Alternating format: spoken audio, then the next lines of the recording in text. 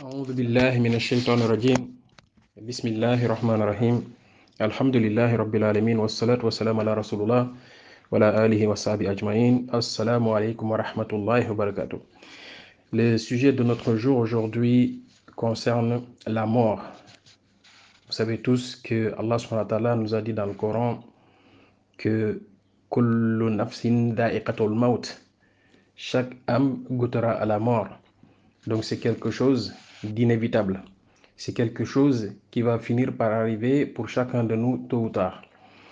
Et aujourd'hui, Inch'Allah, l'objectif, c'est de voir quels sont les droits du mort, la personne qui est décédée, la personne qui est partie rejoindre Barzakh.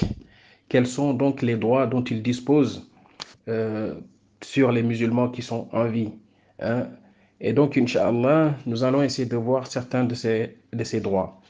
Il faut savoir que certains de ces droits rentrent en fait dans ce qu'on appelle les fard kifaya, hein. Ça veut dire en fait que c'est une obligation collective. Si une partie des musulmans le font, honorent ces droits-là, alhamdulillah, personne n'aura des péchés. Par contre, si personne ne fait ces actions-là, qu'on va voir, Inch'Allah, certains parmi elles, Inch'Allah, et donc dans ce cas, en fait, tout le monde prend un péché. Et donc, parmi les droits que le mort a sur nous, hein, c'est donc le linceul, d'abord. Le linceul, c'est à nous, en fait, d'acheter le linceul de la personne, en fait, qui est morte.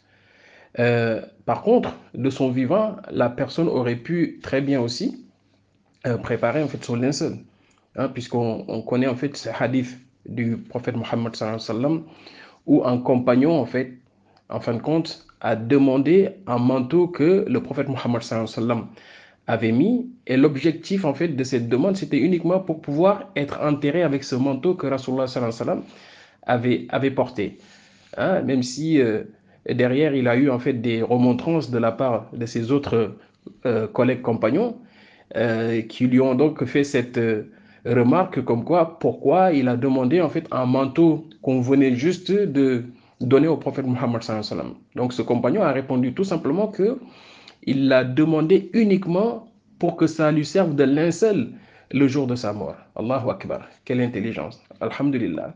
Cela veut dire tout simplement que nous aussi, hein, la personne de son vivant peut tout à fait en fait choisir son linceul, peut tout à fait acheter son linceul, peut tout à fait dire que avec ma tenue de ihram que j'avais utilisée pour faire le hajj, par exemple, hein, j'aimerais en fait que ça me serve de linceul.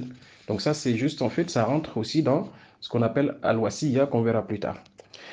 Donc on a dit le linceul, c'est donc une obligation, hein, pour les personnes qu'il a laissées, que le défunt a laissé, que la défunte a laissé, qu'on lui achète donc ce linceul. Le deuxième droit du mort sur donc nous, c'est le lavage mortuaire. Donc c'est une obligation pour nous autres de faire en fait ce lavage mortuaire. Hein, si personne ne le fait, bien évidemment, on prend des péchés.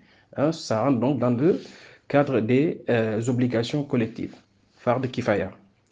Le, la troisième, le troisième point, c'est donc la salade janaza, hein, la salade mortuaire. Donc également, c'est à nous de faire la salade mortuaire sur les personnes qui nous ont quittés.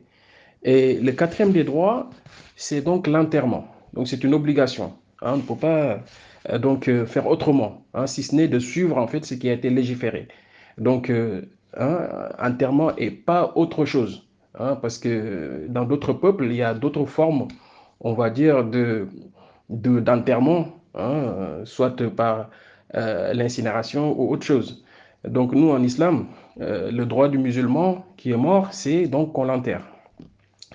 Et donc, parmi les autres droits que le mort dispose sur nous, c'est donc le paiement de ses dettes, hein. La priorité pour le paiement de ses dettes, bien sûr, on va prendre de son argent, hein, ce qu'il a laissé, hein, on prend de cet argent-là pour payer les dettes, hein. Mais évidemment, les autres personnes aussi peuvent se porter garant pour payer ses dettes, hein.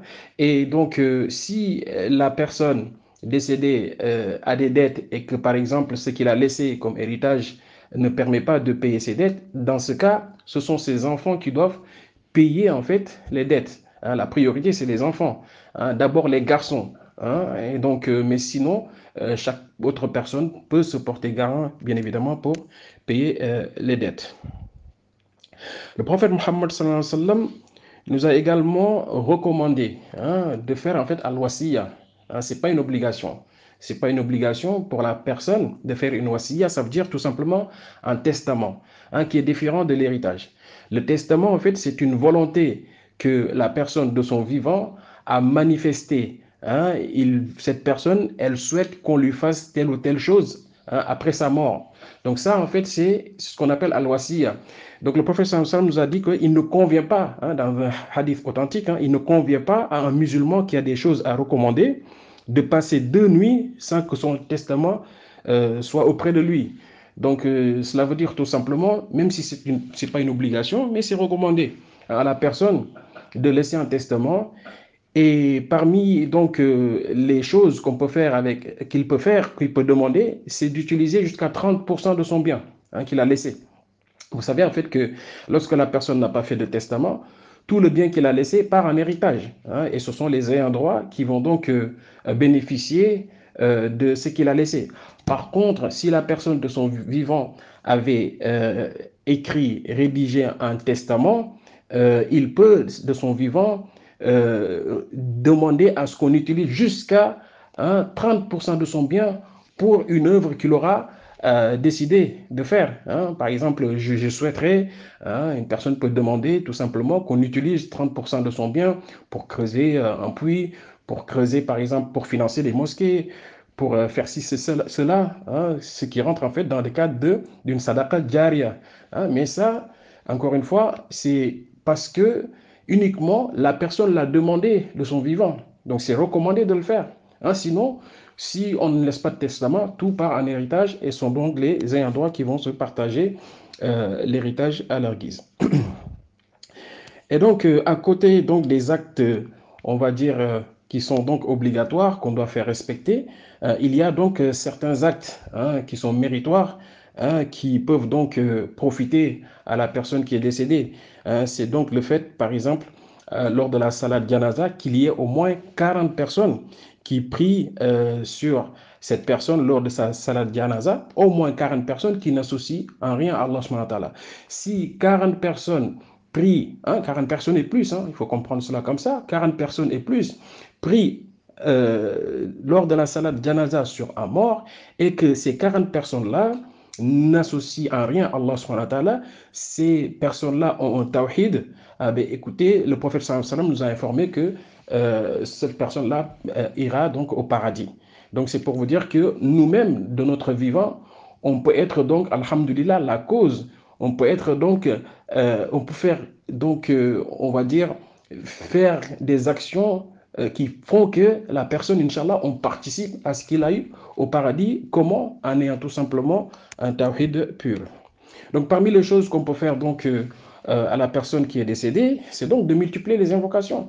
Hein. Donc, multiplions les invocations, ne les oublions pas. Hein. Allahumma khfir lahum. Donc, il y a plein d'invocations sunnah qui ont été rapportées, et donc à charge pour nous donc de les apprendre pour donc faire des invocations de temps en temps pour donc les personnes qui nous ont quittés. Parmi les choses qu'on peut faire pour la personne qui est décédée, c'est donc de creuser un puits, hein, de creuser un puits en sa faveur, ou de faire une autre action qui rentre donc dans le cadre d'une sadaqa jaria, où cette personne, Inch'Allah, va continuer à avoir des actions. Son compteur de bonnes actions va continuer à tourner, hein, parce qu'on lui a creusé un puits, parce qu'on a participé sur telle ou telle œuvre qui bénéficie aux musulmans. Hein. Donc, on a investi sur quelque chose, hein, en son nom. Et ça, Inch'Allah, la personne peut donc continuer à bénéficier des hasanats, de là où il est. Et parmi les autres choses qu'on peut faire, le prophète sallallahu alayhi wa sallam nous a dit qu'on peut rembourser les jours de jeûne, hein, non jeûnés par la personne qui est décédée. Donc si on sait que cette personne-là a raté des jours de jeûne et qu'il n'a pas pu, qu'il avait l'intention de les rembourser, mais finalement qu'il est parti avant qu'il n'ait pu rembourser ses jeûnes, le prophète sallallahu alayhi wa sallam nous a dit qu'on peut donc rembourser ces jours de jeûne. Et parmi les choses également qu'on peut faire, hein, pour cette personne, c'est donc de lui faire le hajj, hein, ou la umrah. hein, c'est aussi légiféré. On peut donc faire donc, une Omra ou un Hajj en son intention, Inch'Allah, pour donc augmenter son compteur de bonnes actions là où il est. Et donc, cela suppose également que la personne a déjà fait son Hajj. Il y a quand même certaines conditions à respecter pour cela.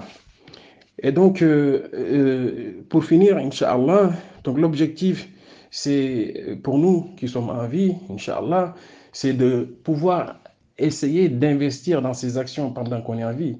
On n'a pas besoin, par exemple, d'attendre à 70 ans pour essayer de faire le Hajj, ou bien pour donc investir sur une action qui nous rapporte donc une sadaqa jariyah. On peut donc investir sur des choses comme ça pendant qu'on est en vie, hein, pendant qu'on est encore, on va dire, euh, on a la capacité de faire certaines actions de nous-mêmes. Il est donc possible d'investir sur certaines choses et de ne pas attendre que peut-être d'autres personnes vont faire ça pour nous ou non, parce que ce n'est pas une obligation, comme je l'ai dit, pour certaines choses. Khair. Donc, qu'Allah subhanahu wa ta'ala nous permette, Inch'Allah, de pouvoir faire donc plein de bonnes actions, qu'il nous accorde à tous une longue vie remplie de bonheur où on pourra faire énormément d'actions, de bonnes actions avant donc de rejoindre notre dernier demeure fi dunya. برحمتك ارحم الراحمين ربنا آتنا في الدنيا حسنة وفي الآخرة حسنة وقنا عذاب النار وصلى الله وبارك على سيدنا محمد وعلى آله وصحبه أجمعين.